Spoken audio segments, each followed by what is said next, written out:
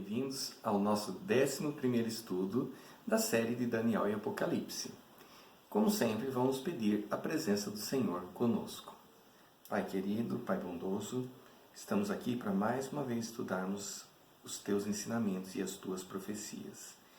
Que Teu Santo Espírito esteja aqui conosco, nos ajudando a gravar, a entender e a aclarar a nossa mente para que isso que vamos estudar fique internalizado em nós. É o que pedimos em nome de Jesus. Amém. Vimos nos 2 últimos estudos a atuação do chifre pequeno, tanto lá em Daniel capítulo 7, quanto no estudo da igreja de Tiatira, que é o período de 1260 anos de supremacia papal, que se encerrou em 1798. Passaremos agora ao estudo da Igreja da Reforma, a Igreja de Sardes. Essa igreja começou em 1517, o seu período, e foi até 1833.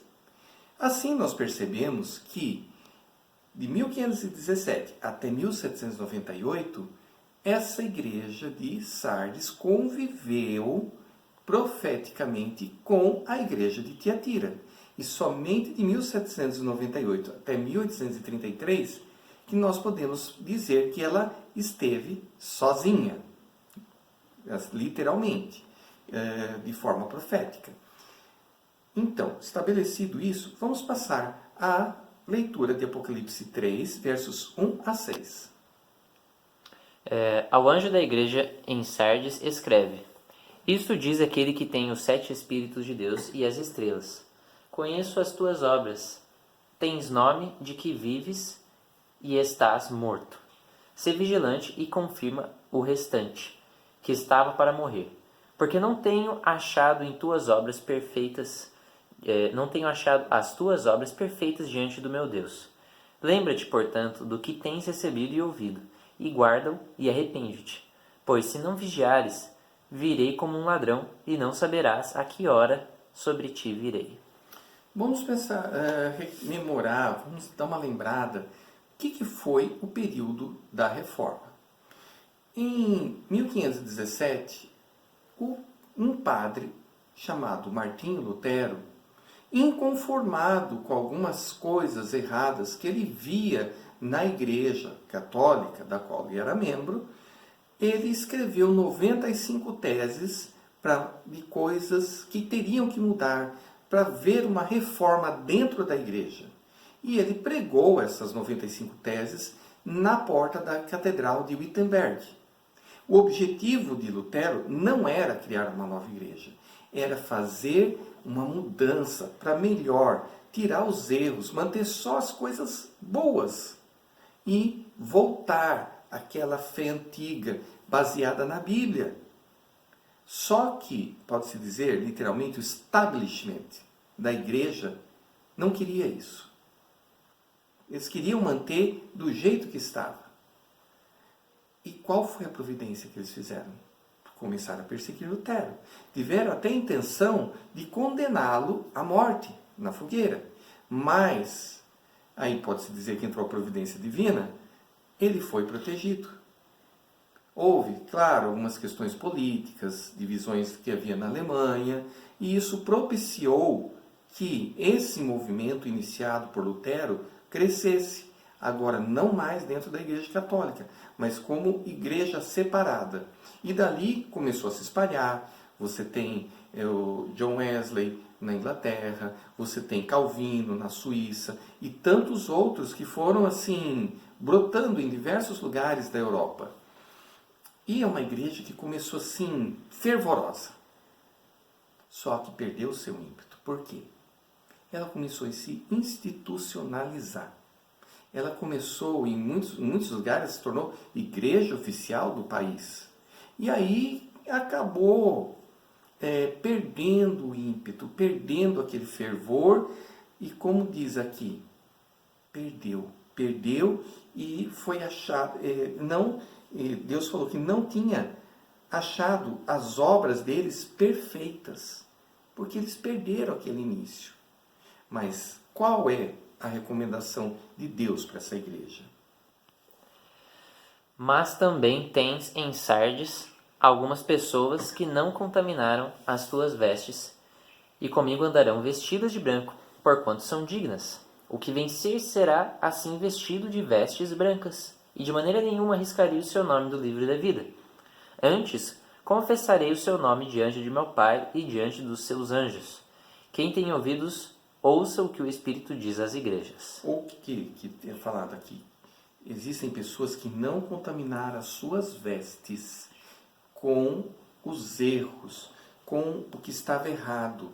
Por quê? Qual foi o grande mote, o grande lema dessa igreja da Reforma? A justificação pela fé. Algo que a Igreja Católica tinha perdido. Porque a justificação era por tudo, menos pela fé. Era por obras, por penitências, por indulgências, entre outras coisas. E não pela fé. E como Lutero chegou a essa conclusão? Através do estudo da palavra. E uma vez, estando ainda em Roma, quando ainda era padre, numa peregrinação, ele estava subindo uma escadaria de joelhos. E quando ele estava lá, subindo, fazendo aquilo fervorosamente, veio para ele na mente: o justo viverá pela fé. E aí aquilo bateu fundo nele, bateu forte.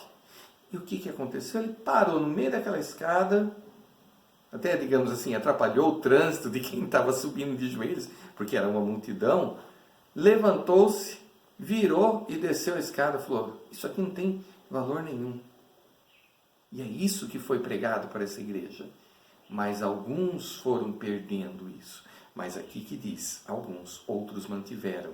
E aqueles que mantiveram essa doutrina bem presente na sua vida, da justificação pela fé, que é representada pelas vestes brancas concedidas por Jesus, que em outros trechos diz que ela foi lavada, foi branqueada no sangue de Jesus, esses obtêm a vitória nessa igreja. E quais as características do período?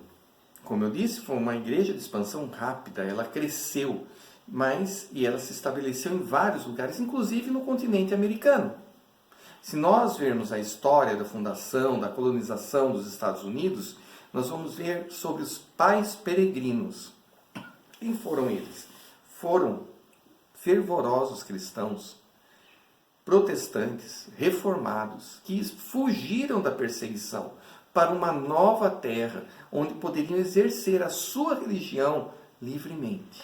Mas essa perseguição ela não era só de igreja católica, não. Não, havia perseguição política, interesses políticos, e ela... Até de próprios protestantes. Exatamente. Os próprios protestantes, às vezes em guerras, por exemplo, os que saíram da Inglaterra, esses pais peregrinos, o que aconteceu? Ali havia guerra, por exemplo, vamos pegar o período ali da Rainha Elizabeth I. O pai dela, o rei Henrique VIII, havia separado a igreja da Inglaterra da igreja católica, fundando a igreja anglicana. E ele tinha duas filhas que poderiam sucedê-lo, a princesa Mary e a princesa Elizabeth. A princesa Mary, ela era católica. A princesa Elizabeth já não era. E aí o que aconteceu? A princesa Mary se tornou rainha e começou a combater a reforma, mesmo a igreja anglicana. Só que daí a rainha Elizabeth subiu ao poder e prendeu a rainha Mary, morreu seus dias presa numa torre, passou o resto dos dias e lá morreu, e instituiu a igreja, reforçou a igreja anglicana. Mas, por sua vez, os puritanos, os presbiterianos, começaram também a sofrer perseguição. Por isso, uma parte deles, no famoso navio Mayflower, foram lá para os Estados Unidos, Porque seria os Estados Unidos. Exato, que seria os Estados Unidos, o novo continente, o continente americano. E aí, lá procurar estabelecer um país com liberdade religiosa, onde eles pudessem viver livremente os seus princípios religiosos e todo aquele que assim o quisesse. E, como eu já disse, uma grande característica desse período foi a pregação da justificação pela fé. Leia para mim Apocalipse 12, verso 6, João. E a mulher fugiu para o deserto, onde já tinha lugar preparado por Deus, para que ali fosse alimentada durante 1260 dias. Então, nós vimos no último estudo sobre essa passagem. 1260 dias correspondem profeticamente a 1260 anos, que foi o período de supremacia papal. E nesse período sempre teve um povo que manteve a verdade e que Deus procurou proteger. Inclusive, nós temos o exemplo dos valdenses, que ainda existem lá na Suíça, foram sobreviventes nas montanhas. E também esse povo que fugiu para o que seriam um dia os Estados Unidos. Ou seja, Deus preparou um lugar para eles, para que eles pudessem ter a sua fé. Lê para mim agora Apocalipse 3, de 4 a 5, João. Mas também tens em Sardes algumas pessoas que não contaminaram as suas vestes, e comigo andarão vestidas de branco, porquanto são dignas. Pode parar aí, já está bom até aí.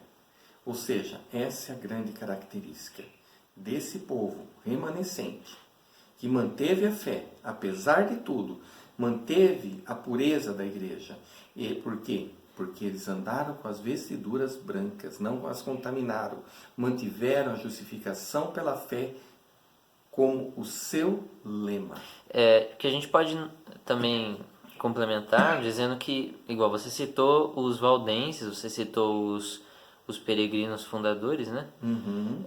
Mas todos aqueles que, né, mesmo que não fizessem parte desses grupos, os outros fiéis, mesmo dentro da igreja católica, representam essa mulher que é preservada por Deus durante 1260 anos. Porque nós cremos firmemente que em todas as denominações há pessoas que são fiéis. Sejam na igreja católica, sejam ortodoxos, sejam de todas as denominações que se encontram, inclusive no dicionário Webster, diz que há aproximadamente 30 mil denominações cristãs no mundo. Mais de 30 mil denominações. Ou seja, em todas elas há um povo fiel. Há um remanescente. Porque no fim das contas não se trata de denominação, né? Se trata do povo de Deus. O povo de Deus pode estar em qualquer lugar, né?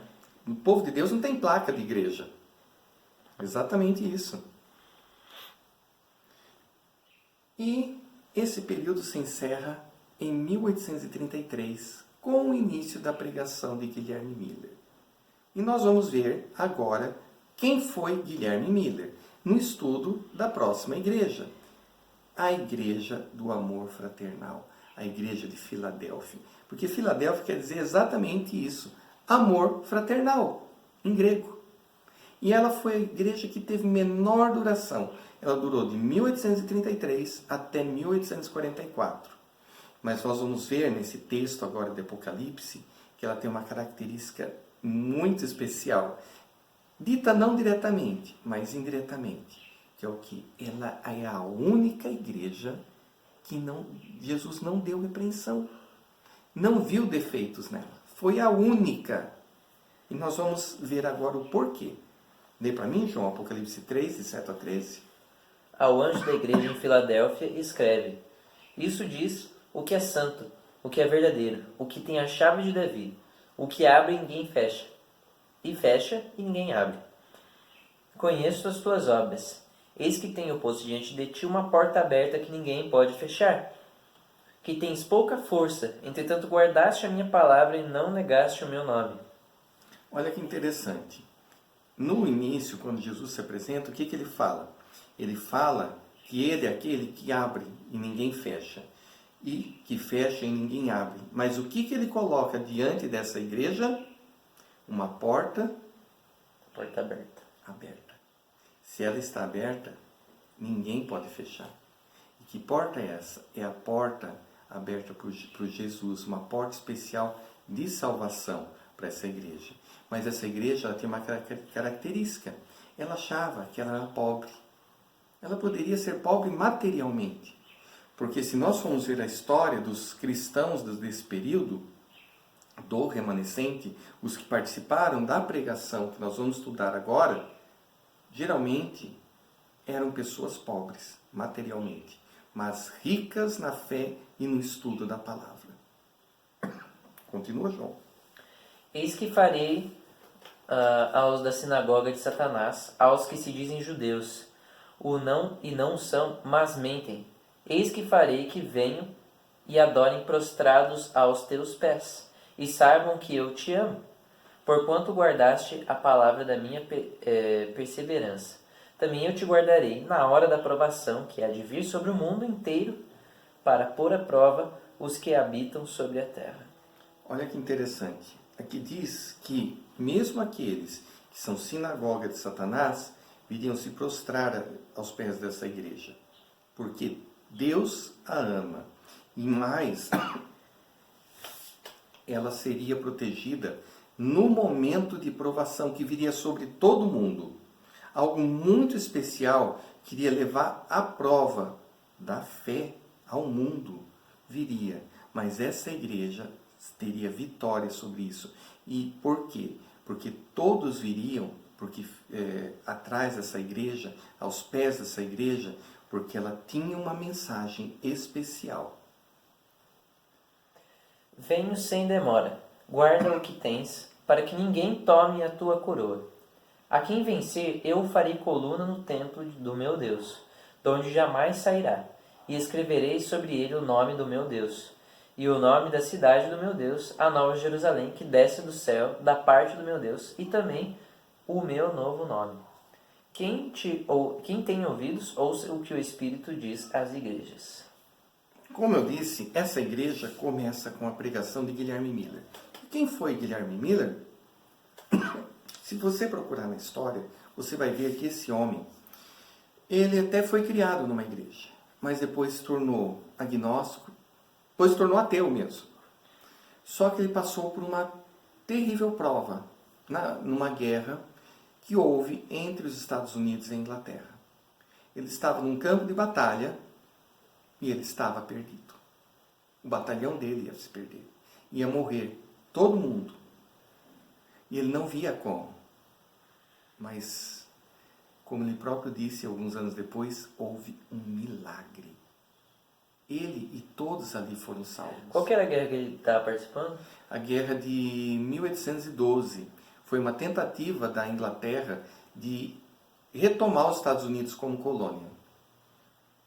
E o exército americano não era um exército assim tão preparado como o exército inglês, que era um exército profissional. Mas eles ganharam a guerra. Tanto que os Estados Unidos jamais voltaram a ser colônia e são o grande país que são hoje, né? E o que aconteceu? Aquilo mexeu com ele. Mexeu porque ele viu que, pelas forças humanas, aquilo não poderia ter acontecido. Pela probabilidade, não era para ter acontecido. Então ele viu que alguma coisa especial.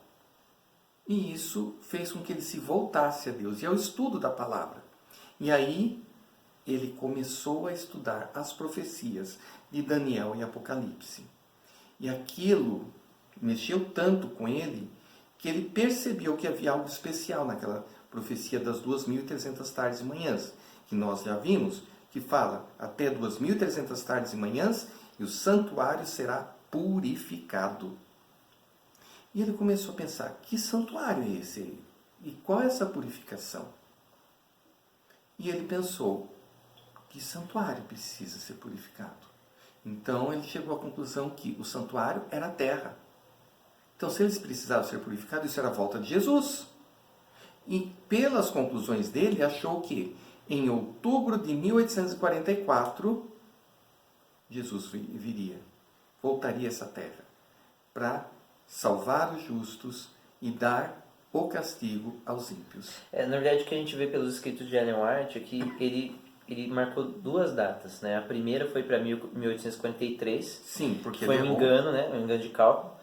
Não aconteceu, mas aí ele retomou os cálculos e fez todas as correções que precisava e chegou a um ano depois, 1844. Por que ele errou nisso daí? Porque geralmente o que você pensa? Quando você faz aniversário, você, por exemplo, se você nasceu no mês de julho, quando você entra no ano, você não faz aniversário em janeiro. Você vai fazer em julho, certo? E aí o que acontece? Ele não levou em conta isso. Quando ele começou a contagem do início do período dessa 2.300 tardes e manhãs, ele contou o mês de janeiro. Mas o decreto de reconstrução de Jerusalém, que dá início a essa profecia lá no ano de 457, não foi promulgado no mês de janeiro, mas no outono, que no hemisfério norte se localiza lá entre os meses de outubro, de novembro. Então, aproximadamente, ele percebeu por que Jesus não voltou em 1843, mas sim em 1844, no outono. Por isso esse erro. Ou seja, foi um erro porque de cálculo assim, de conta, mas não do cálculo da profecia.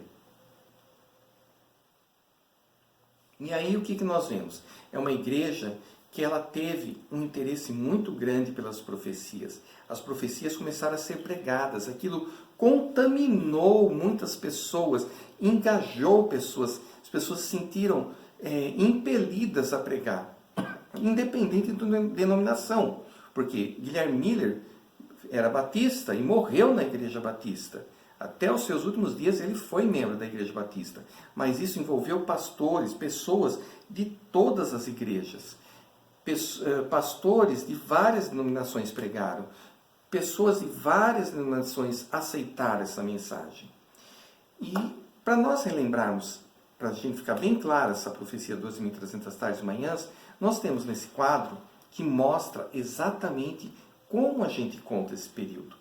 Ele começou, como eu disse, no outono de 457, quando saiu, 457 a.C., quando saiu o decreto do imperador Medo-Persa para a reconstrução de Jerusalém.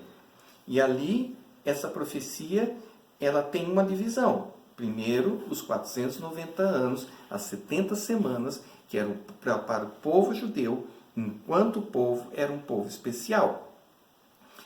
E essas 70 semanas, elas se encerram no ano 34 depois de Cristo, com a morte de Estevão. Por quê? A morte dele, de Estevão, que foi o primeiro mártir da igreja, representa a rejeição dos judeus enquanto povo ao Messias. Um judeu, individualmente, ele pode se salvar, mas como povo, os judeus deixaram de ser povo especial de Deus.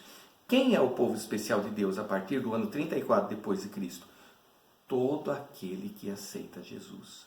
Seja de que nacionalidade for, seja de que raça for, seja de que origem for, ele aceitou Jesus, ele se torna povo especial de Deus. E aí vem os outros 1810 anos, dos 2.300 anos, que se encerram em 1844, no outono. Certo? E aqui nós temos uma lista dos pastores das várias denominações que se engajaram na pregação dessa mensagem que Guilherme Miller tinha especial sobre o que ele entendia como a volta de Jesus, que era, na verdade, a purificação do santuário. Você quer ler para a gente, João, alguns desses exemplos? Então, mais de 40 pastores da Igreja Batista Americana, no caso, Josué V. Himes, pastor da Conexão Cristã, publicou mais de 40 livros sobre a volta de Jesus e a revista Signs of the Times. Josias Litch, escritor metodista, de livros e artigos. Carlos Fitch, ministro congregacionalista de Boston, tornou-se pregador itinerante. Tiago White, Conexão Cristã. José Bates, comandante de navio. No caso, alguns dados. Mais de 40 pastores da Igreja Batista Americana, 87 ministros metodistas, 42 ministros batistas, outros presbiterianos, congregacionalistas, episcopais, luteranos, quakers e católicos. Roberto Winter pregou na Inglaterra. José Wolff, judeu-alemão, pregou no Egito, Abissínia, Palestina, Síria, Pérsia, Índia e Estados Unidos. Manuel de Lacunza, padre jesuíta, pregou no Chile. Bengel, ministro luterano, na Alemanha. Galsen pregou na Suíça. E crianças pregaram na Escandinávia. Olha, no mundo inteiro essa mensagem foi levada. Ela foi pregada no mundo inteiro, essa mensagem da breve volta de Jesus. Só que sobreveio um grande desapontamento. Por quê? Jesus voltou em 1844? Felizmente não. Ele não voltou. Por que eu digo infelizmente? Porque teria acabado toda dor, tristeza. Guerras mundiais teriam sido evitadas. Tanta destruição, tanta morte, tanta doença, tanta tristeza, tantas lágrimas. Mas Jesus não voltou em 1844. Então, aquele povo todo que estava engajado, o que aconteceu? Muitos que lembram-se da sinagoga de Satanás, que vieram e se ajoelharam aos pés deles, esses espanaram. Jesus não voltou, eles estavam lá só pelo medo, na verdade. Mas houve um remanescente, um pequeno povo que se manteve fiel e voltou aos estudos das profecias e falou, não, será que a gente errou na contagem? Refizeram todo o estudo. E eles chegaram à conclusão, não, está certo. 2.300 anos acaba agora, no outono de 1844. Inclusive, pelas suas contas, seria aproximadamente no dia 22 de outubro de 1844. Então, o que aconteceu? O que nós erramos, eles pensavam. E eles chegaram a uma conclusão. O santuário terrestre que Moisés construiu, e depois os templos de Salomão e o segundo templo reconstruído após o retorno do cativeiro de Babilônia, eles não existem mais. Se você for em Jerusalém, o que restou deles, dos templos? Um muro, chamado Muro das Lamentações. Ou seja, não tem santuário terrestre para ser purificado. Mas quando Moisés fez aquele primeiro santuário chamado Tenda da Congregação, o que Jesus falou para ele? O que Deus falou para ele? Faz conforme o modelo que eu te mostrei no céu. E aí eles perceberam que, na verdade, não era a terra que tinha que ser purificada, mas o céu, o santuário celeste. Mas vem cá, para que o santuário celeste precisa ser purificado? Voltando aos ritos do santuário terrestre. O que acontecia? O pecador levava a vítima, o cordeiro, lá para o sacerdote. Então, o pecador punha a mão na cabeça da vítima e confessava seus pecados e imolava a vítima. O quê? Passava uma faca no pescoço. O sacerdote, por sua vez, pegava numa bacia, pegava o sangue daquela vítima, do cordeiro, ele levantava, pegava aquele sangue com o dedo, passava nas pontas do altar, ele entrava lá no santo, na tenda, e na cortina que separava o santo do santíssimo. O santíssimo ficava a arca, onde se manifestava a Shekinah, a presença do próprio Deus. Ele, naquela cortina, ele aspergia o sangue, representando o quê? O pecado da pessoa que tinha confessado era transferido lá para o Santíssimo. O que ia acontecendo durante todo o ano? Todo mundo que confessava o seu pecado, ele figurativamente estava acumulado ali no Santíssimo. Uma vez por ano nós tínhamos o dia da expiação.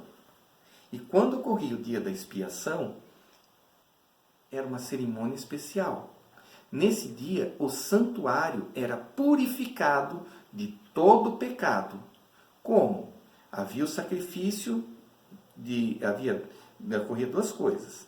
Eram levados 2 bodes, um para Deus e outro para Azazel. O que era para Deus era sacrificado e o sumo sacerdote, que não podia ter pecados, nesse ato levava... Para que ele não tivesse pecado, ele era purificado antes. Né? Exatamente. Ele tinha todo o ritual em que ele confessava e estava limpo de pecado. Por quê? Ele iria entrar no Santíssimo, onde estava a presença do próprio Deus, na Shekinah. O povo todo já tinha se purificado. Todos estavam quietos, reunidos, do lado de fora do pátio, lá fora da tenda ali, mais de 1 milhão de pessoas, todos em absoluto silêncio e reverência. O sumo sacerdote entrava lá no Santíssimo e fazia a purificação. Eram tirados todos os pecados do Santíssimo.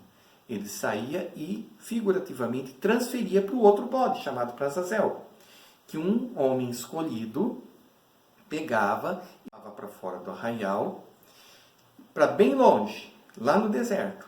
E ali ele abandonava aquele bode para morrer. Então, eles pararam para pensar. Se era esse o rito que acontecia aqui, então a purificação do santuário terrestre já ocorria naquela época. E se era ele tinha um modelo do céu, ele era uma maquete do que tinha no céu, então era o santuário celestial que tinha que ser purificado. Porque, na verdade, o que acontecia aqui era somente uma representação do real, né? Exato. Todo o plano da redenção que estava acontecendo no santuário celestial. Por quê? Quando Jesus morreu lá na cruz, ele que é o Cordeiro perfeito, ele morreu pelos pecadores. Representando aquele bode que foi morto para Deus. E ele entrou no Santíssimo, quando ele ascendeu, no Santo, quando ele ascendeu ao céu. E em 1844, no outono, provavelmente no dia 22 de outubro, ele entrou no Santíssimo e iniciou essa obra de purificação do santuário. Até quando ela vai? Nós não sabemos. E como que é essa purificação que acontece lá, como que ela acontece? Ali são vistos os pecados de quem? De quem confessou. Por quê? Se eu tenho pecado e eu confessei, o meu pecado para Jesus, ele transferiu para o Santíssimo. E o que acontece nesse momento? Lá que ele está na sua obra agora no Santíssimo, ele vê, o Celso cometeu tal pecado. Ele olha para o Pai e fala, Senhor, o Celso cometeu esse pecado, mas ele se arrependeu. O meu sangue, Senhor, o meu sangue, que eu derramei lá na cruz por ele. Nesse momento, Deus Pai não vê mais você, não vê o pecador, não me vê como o pecador. Ele vê a Jesus e ele dá o perdão. Ele purifica o santuário do meu pecado. E esse pecado um dia vai ser transferido para o outro bode, que é uma lição que a gente vai ver mais para frente. Como isso ocorre? Mas o que importa aqui, nós entendemos, que é essa obra maravilhosa que Jesus está fazendo agora, pelos que se arrependem. E é interessante que a gente pode ver a ideia do livro da vida, né? Porque quando a gente lê nas Escrituras, a gente vê escrito o livro da vida do Cordeiro. Então, quando a gente for ler, né? Porque diz que quando a gente confessa os nossos pecados e se arrepende verdadeiramente, nosso livro é escrito no livro da vida do Cordeiro. Exatamente. Então, nos 1000 anos, quando a gente for ler sobre a nossa vida lá, quando a gente começar a ler, na verdade, a gente vai ver que não é a nossa vida que vai estar escrita, e na verdade é a vida, porque é o livro da vida do Cordeiro. Vai ser a vida do Cordeiro. Pois é, e a gente vai falar, mas Senhor, essa aqui não é a minha vida. Ele falou, exatamente, é a minha vida. É a minha vida que está aí, não a sua. A sua não merece, é a minha que tem que estar aí mesmo. Ainda bem que a dele. Se fosse pela nossa, nós não mereceríamos estar lá. É pelos merecimentos e méritos de Jesus que a gente vai poder estar lá um dia. Certo? E, João, lê para mim Apocalipse 3, verso 10. Certo. Porquanto guardaste a palavra da minha perseverança, também eu te guardarei na hora da provação, que há de vir sobre o mundo inteiro, para pôr à prova os que habitam sobre a terra. Por que Deus precisaria proteger dessa aprovação? Porque vocês imaginem, aquele povo que pregou sobre essa mensagem da volta de Jesus, abandonaram tudo. Seus negócios, suas propriedades, plantações, sua vida foi abandonada. Porque Jesus ia voltar. Para que cuidar das coisas, cuidar desse mundo, dos nossos interesses? Jesus está para voltar. Você imagina se você estivesse em setembro de 1844, crendo que Jesus voltaria em um mês. Você ia estar preocupado em adquirir bens, comprar um carro novo, adquirir um celular novo, alguma coisa assim? Não. Eu tenho que falar que Jesus vai voltar. Eu tenho que me preparar para a volta de Jesus. Esse ia ser o grande lema da sua vida. O que você ia mais almejar. Mas Jesus não voltou. E vocês imaginam a decepção que foi. Que prova terrível foi para esse povo. E isso estava previsto. Lê aqui para Apocalipse 10, verso 10, João. Tomei o livrinho da mão do anjo e o comi, e na minha boca era doce como mel. Mas depois que o comi, o meu ventre ficou amargo. Exatamente o que aconteceu com esse povo. Eles comeram essa mensagem e ela foi doce na boca. Que mensagem mais doce do que você ficar livre desse mundo e poder estar com Jesus? Mas a hora que veio a decepção, aquilo deve ter sido tão amargo. Tão amargo. Pessoas que acharam que encontrar seus entes queridos que haviam falecido, agora não viram que não ia acontecer isso. Mas aqueles que eram fiéis se mantiveram, foram perseverantes e continuaram a obra de pregação da volta de Jesus. Agora, não com uma data, porque se a gente lembrar do que Jesus falou, e esse foi o erro que eles cometeram, ninguém vai saber a data da volta de Jesus. Essa profecia das 2.300 tardes e manhãs, 2.300 anos, foi a última profecia de tempo que Deus deixou para nós. Após o cumprimento dessa profecia, não há nenhuma profecia mais que tenha alguma data marcada para acontecer. Tem um acontecimento marcado, sim, que é a volta de Jesus. Mas data para ele, Só Jesus Deus falou, nem ele sabia. Só Deus Pai. Por isso, não aceite se alguém marcar alguma data para a volta de Jesus. Isso é antibíblico. Isso nós aprendemos hoje. Nós vimos hoje. Esse povo errou nisso, mas aprendeu a lição. Viu que Jesus não voltou.